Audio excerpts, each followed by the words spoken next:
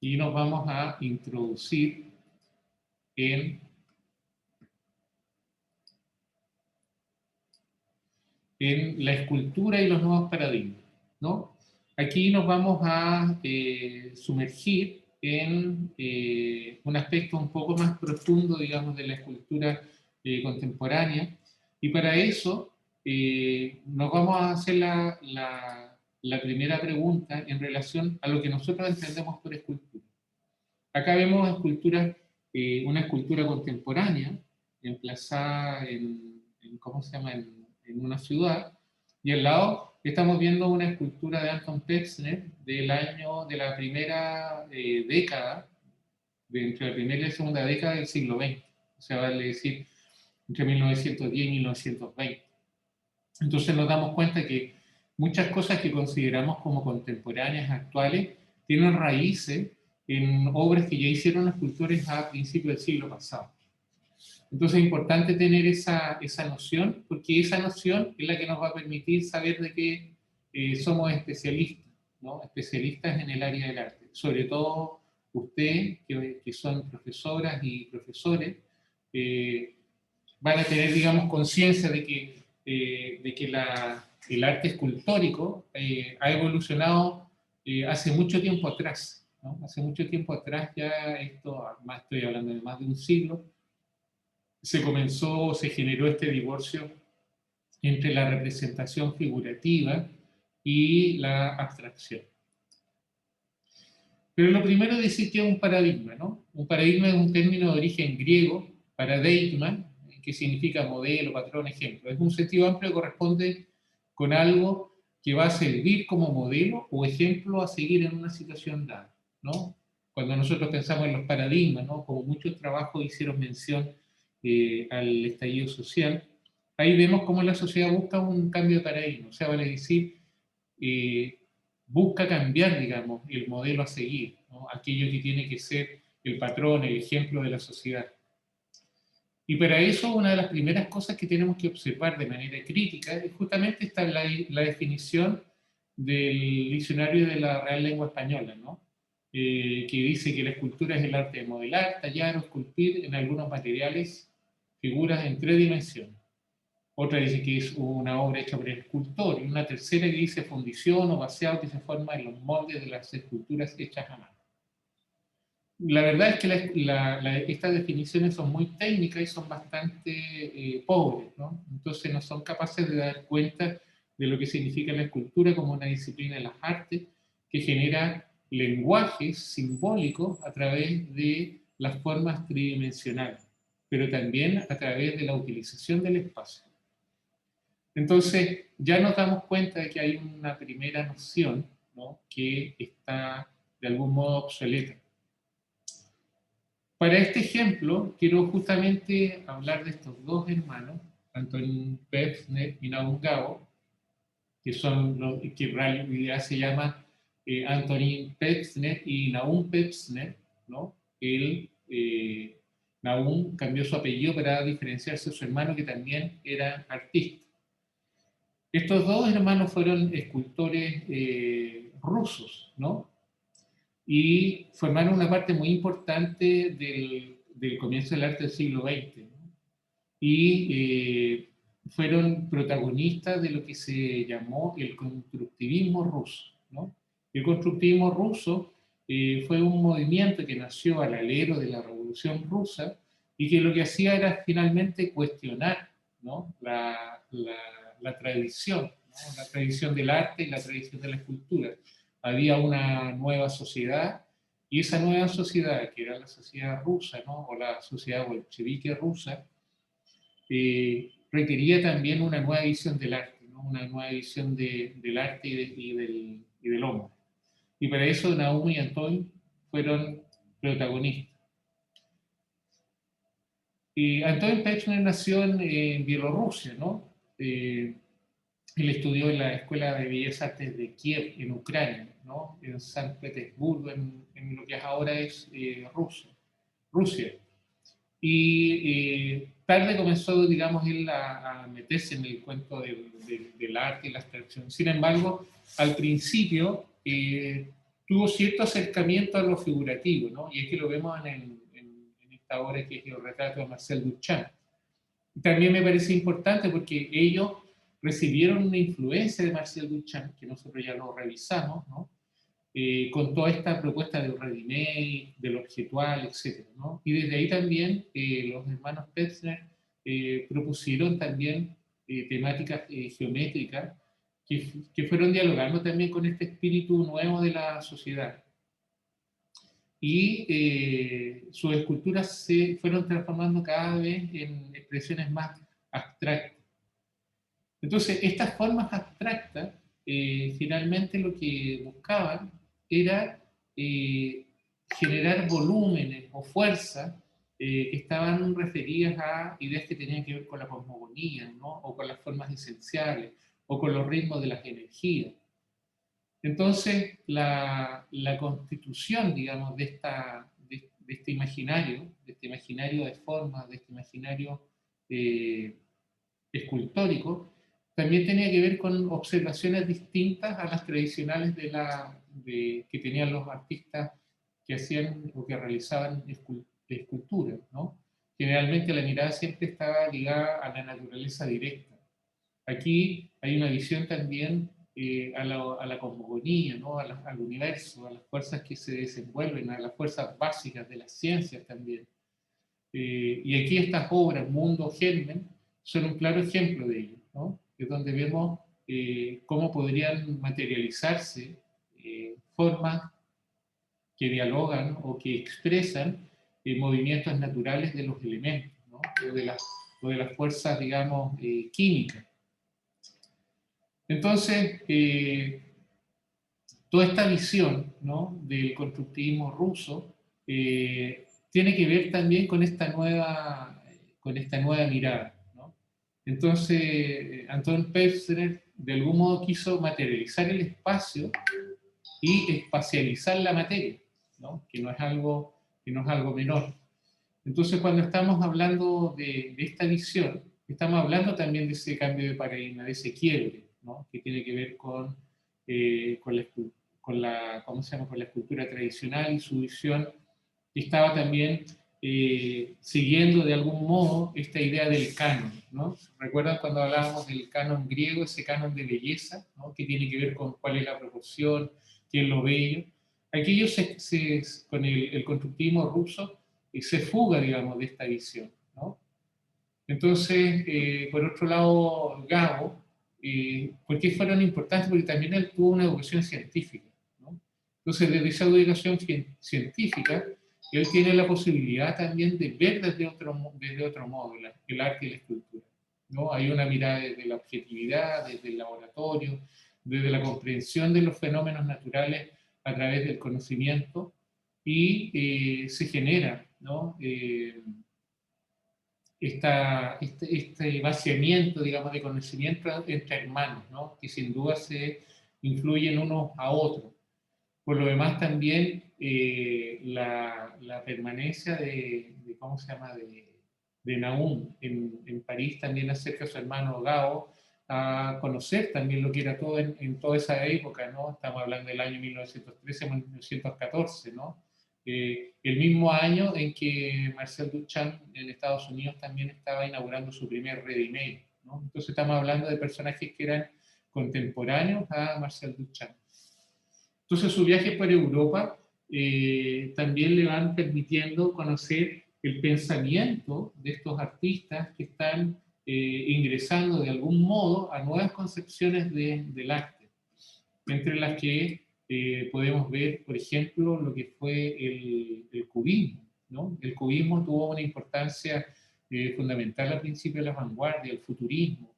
Recordemos que el cubismo era esta proposición de los artistas que venía flanqueada, digamos, por Pablo Picasso, ¿no? De generar una visión de las perspectivas de la realidad desde distintos puntos de vista, pero todas puestas en un mismo plano. Eso se hace desde la pintura, desde el dibujo, desde la gráfica, pero los hermanos Pevsner lo proponen también desde el volumen, ¿no? Y esta imagen que vemos de Pevsner, de Anton Pevsner, es justamente una imagen que inaugura y que propone también cómo estos planos bidimensionales, estas placas bidimensionales, son capaces de generar la sensación y el cuerpo de un busto en el cual alcanzamos a ver incluso una figura femenina, ¿no?, con sus manos entrecruzadas, que se dibuja básicamente por el brillo de los filetes de estas placas. Entonces, aquí hay un cambio de paradigma absoluto, ¿no?, totalmente, donde la geometría se apropia de lo orgánico y se funden en una sola amalgama discursiva. Por otro lado, vemos también que las construcciones de obras monumentales como esta, que asimilan, que se asemejan a naves, ¿no?, a construcciones energéticas, tienen una motivación muy distinta a la de la representación naturalista, sino que van investigando otros fenómenos que tienen que ver con la naturaleza más profunda, ¿no? No con la naturaleza aparente de lo que se puede ver, sino también con la comprensión de cómo se comportan y cuál es el carácter de las fuerzas que desata la naturaleza.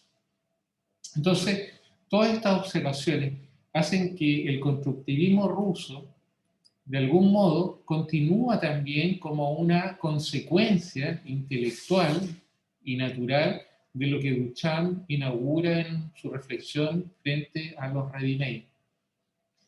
A pesar de que estos en estricto rigor no son ready-made porque no son objetos encontrados, sí poseen el vuelo imaginativo que plantea Duchamp al divorciarse absolutamente de los conceptos tradicionales. Entonces, vemos cómo incluso los materiales que ocupan los hermanos Petzler, como estas mallas o como también el material transparente, el acrílico, son materiales que estaban recién apareciendo en esa época, ¿no?, y que se constituyen a visión nuestra como, como materiales contemporáneos cuando nos damos cuenta de que eso no es así. Entonces, todas estas formas, ¿no?, que no tienen un relato, no están buscando un relato, sino están ensimismadas en el desate de las fuerzas, de la simetría, de las velocidades, etc., ¿no? Aquí vamos a revisar brevemente este video, voy a ver que funcione. Les invito a ver un pedacito de esto y después seguimos comentando.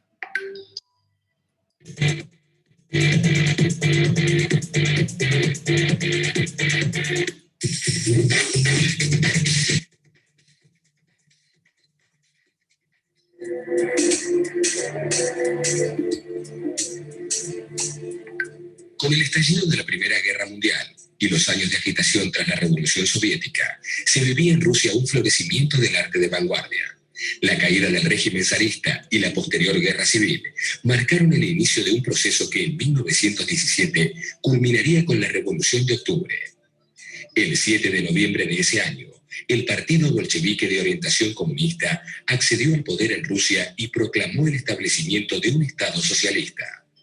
La revolución influyó dramáticamente en el arte, donde hubo una total renovación llevada a cabo por el constructivismo, un movimiento estético que ejerció una influencia fundamental en el diseño gráfico del siglo XX.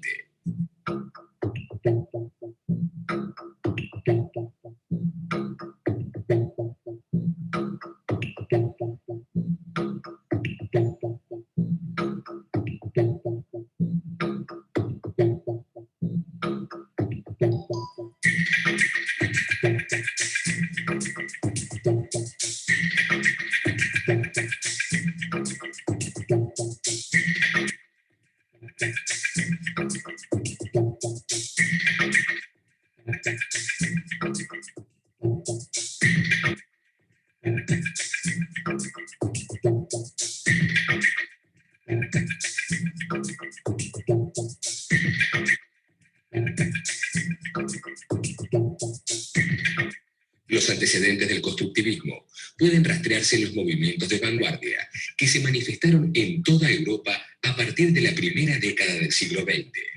Estas corrientes intentaron romper con las reglas del arte tradicional y académico. Entre las tendencias predominantes se encontraba el abstraccionismo, que pretendía fundar un arte puro desvinculado de la realidad.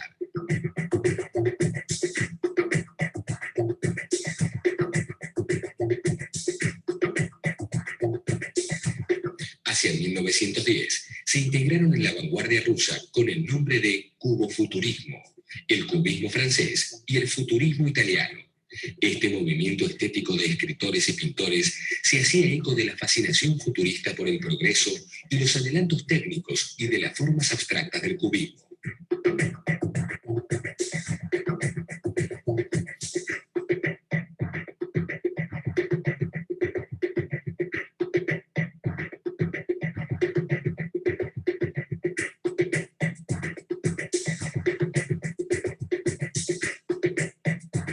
En 1913, el pintor Kazimir Malevich exponía su célebre cuadro Negro sobre Blanco y fundaba el suprematismo, un movimiento que llevó el arte figurativo a la abstracción absoluta. La crítica y el público se escandalizaron y consideraron a la obra un cuadrado muerto, un desierto, algo incomprensible y peligroso. Para los suprematistas, la obra no debía estar al servicio de la Iglesia o del Estado. Buscaban un arte desligado de finalidades prácticas a partir de la pura sensibilidad plástica.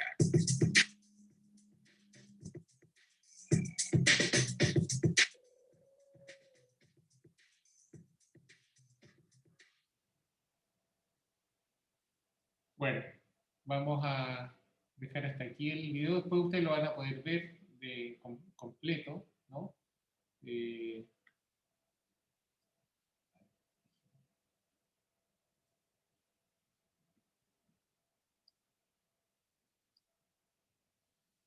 Entonces, lo que nos vamos a plantear en esta segunda unidad tiene que ver justamente con cómo comprendemos nosotros la creatividad desplegada en el espacio y en la forma. Aquí estamos viendo una escultura del escultor inglés de origen indio, Anish Kapoor, ¿no?, que está emplazada en Estados Unidos. Esta obra es una obra emblemática de grandes dimensiones, que de alguna manera busca en el discurso de la escultura generar esas preguntas contemporáneas que la gente se hace.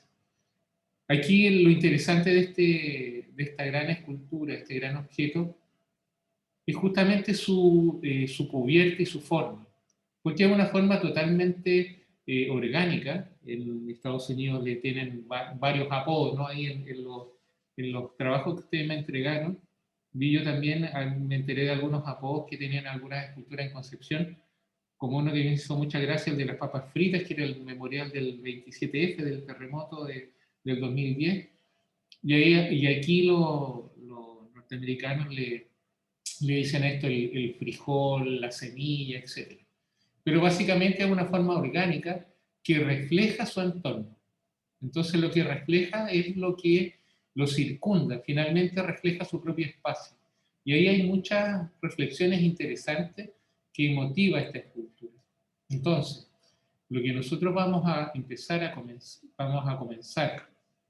a ver ahora, desde esta unidad en adelante, tiene que ver justamente con proponer desde nuestra perspectiva un trabajo creativo. Ya en la próxima clase vamos a, ¿cómo se llama?, evaluar la cabeza que ustedes están haciendo, y ya el tercer ejercicio va a ser un ejercicio que va a tener características más constructivas. Entonces ya no vamos a estar solamente en el tema del modelado, ¿no?, sino nos vamos a meter, digamos, en esto que tiene que ver con la construcción, con ensamblaje de piezas, para entrar en un lenguaje escultórico distinto, ¿no?, que es mucho más contemporáneo. La gracia del modelado siempre va a ser que va a ser una materialidad y una técnica siempre vigente, ¿no?, a muy bajo precio, muy fácil de trabajar, y que siempre va a tener muchas bondades como material, ¿no? Es algo que nunca va a pasar de moda, por decirlo de algún modo. Pero es importante también tener esta otra visión, que ya no tiene que ver solamente con la manualidad, ¿no?, sino también tiene que ver con el ingenio, con la propuesta. Entonces nos vamos a acercar a la noción de constructivismo ruso, ready-made, y desde ahí cada una y cada uno tendrá que proponer una obra que va a ser un ejercicio y del cual yo les voy a seguir dando instrucciones ya la próxima clase, ¿no? En esta clase vimos esta parte inicial. Yo esto ahora lo voy a grabar, les voy a subir el video como lo hacemos habitualmente para que lo puedan revisar. La próxima clase me tienen que enviar dentro del día, o sea, vale decir dentro del día viernes, las 5 fotografías en formato PDF, o sea, primero hacen un PowerPoint, lo transforman en formato PDF y me lo envían al correo, ¿no? La entrega es el próximo viernes, el viernes, inmediatamente, estamos el viernes 11 de junio, ¿no? Es el día viernes 11 de junio, yo recibo la entrega, digamos, de este trabajo y con eso ya tendríamos nuestra segunda nota, ¿no? Tenemos nuestra segunda nota y nos quedaría este último ejercicio que tiene que ver, como les digo, con esto que es más constructivo. Eso. Pregunta. Profe, ¿va a ¿Sí? mandar las especificaciones como de... Está bien que dijo 5 fotos, pero igual como que es Sí. necesario a veces tener como bien claro cómo sacar la foto Mira, y todo eso. una foto, aquí voy a poner a mi ejemplo, ¿no? Una foto, 2 fotos, 3 fotos, 4 fotos y una foto desde arriba, ¿no? Cenital. Todas estas fotos con un fondo neutro, ¿no? Ahora, el fondo neutro tiene que ser o una pared o puede ser también una sábana blanca, que es como mejor queda, ¿no? En la cual yo hago un sinfín. ¿Y cómo hago el sinfín? Es que pongo aquí voy a ocupar. Ah, sí, profe, si a nosotros nos evaluaron en fotografía como foto. Hacen un sinfín con una sábana blanca, poniéndola así contra la pared, y ahí sacan la fotografía la fotografía la van girando, ¿no? Ahora, lo que yo les pido sí que la fotografía sea nítida, ¿no? Que sea no necesariamente que sea de tantos megapíxeles, porque van solamente para verla por pantalla, pero sí que sea nítida. Entonces, para eso hay que asegurarse de tener buena iluminación, pero bueno, si tú me dices que ya han tenido fotografías, me imagino que esas son cosas que ya dominan. ¿Mm? Sí. Entonces, Y lo otro, ¿la cabeza lleva pelo o no? yo en principio no, si ustedes le quieren poner, adelante, ¿no? Les suman. ¿Qué es lo que yo voy a evaluar? Voy a evaluar las proporciones que yo les di, las formas que vimos en los tutoriales, pero como yo no les enseñé el pelo, no se lo voy a evaluar, pero sí lo voy a considerar como punto a favor si es que ustedes quieren hacerlo. Pero lo que más me interesa es que las expresiones estén bien, como que estén bien comprendidas, por ejemplo, el tema de los labios, los ojos, porque a la medida que ustedes lo comprendan, también lo van a poder enseñar. Entonces, por eso es importante esta experiencia. Si bien ustedes no son artistas visuales, aunque muchos y muchas seguramente podrían ser y a lo mejor lo van a hacer, pero básicamente tienen que comprender cómo se construye, ¿no? Porque yo tengo que ser capaz de traspasar esta experiencia de aprendizaje a un niño, a una niña en una clase. Entonces, tengo que tener claro en mi cabeza cómo se construye. Aunque a mí no me salió tan bien, pero sé cómo se hace. Sé que otra persona a lo mejor con más habilidad le va a resultar mejor. Y lo otro es que esto es, todos estos talleres, ¿no? O la escultura, este tipo de escultura, es pura práctica, ¿no? Si ustedes se dan cuenta ya al hacer la segunda cabeza ya les va a salir más fácil, la tercera también. Es mucha práctica y mucha observación. Por eso les insisto mucho que trabajen con la plantilla, ¿no? Pongan la plantilla que es este dibujo, ¿no? Proporcionado, que está lleno de rayas de un rostro de un hombre, después de perfil, y hay uno de mujer y de rostro perfil. Y eso compárenlo con su cabeza, miren la plantilla y miren su cabeza, y vayan analizando ahí los errores que están cometiendo, ¿no? Y entonces, como les digo, es un trabajo en un, yo diría, 70% de observación, ¿no? De agudizar la mirada, y al agudizar la mirada van a poder descubrir los errores que puedan tener. Y lo otro es el cuidado, no haberlo hecho con cuidado. Eso también lo evalúo. Porque de repente hay personas que dicen, escucha, en realidad no me sale. Y hay, no todos tenemos dedos para el piano, ¿no? Pero sí lo hizo con delicadeza, se nota que hay trabajo. Y eso yo me doy cuenta inmediatamente en la fotografía cuando hay trabajo y cuando se hizo así a la rápida. Así que... Profe, ¿y sí, las fotos del proceso nos adjuntan? no, todas esas fotos yo se las voy a pedir al final. Al final, en la entrega final, yo le voy a pedir una suerte como de presentación de lo que fue la asignatura. Entonces ahí yo pongo esas fotos del proceso, de la cabeza, de todo, ¿no? Entonces la entrega final, que va a ser la entrega cuando ustedes me van a entregar este segundo ejercicio, parte de la entrega implica también esa revisión final de registro, ¿no? Como en suerte de bitácora de lo que fue la asignatura. Que por lo demás es un ejercicio muy positivo porque también te permite mirar en perspectiva todas las cosas que viste y a uno le permite darse cuenta si es que realmente aprendió eso o no. Entonces uno también le sirve como una herramienta de evaluación. Pero ahora para la entrega solamente quiero esas 5 fotos. ¿Mm? Así que eso, ¿tienen alguna otra pregunta o algo que quieran comentar o decir o en relación a otro tema? Bueno, entonces lo dejamos hasta aquí. Yo les voy a subir el video y nos vemos el próximo viernes a las 12:30. Que estén muy bien, cuídense mucho. Que esté bien, profe, cuídese. Chao, Chao, Lucas. profe, Profe. igual que esté bien. Chao, chiquillas.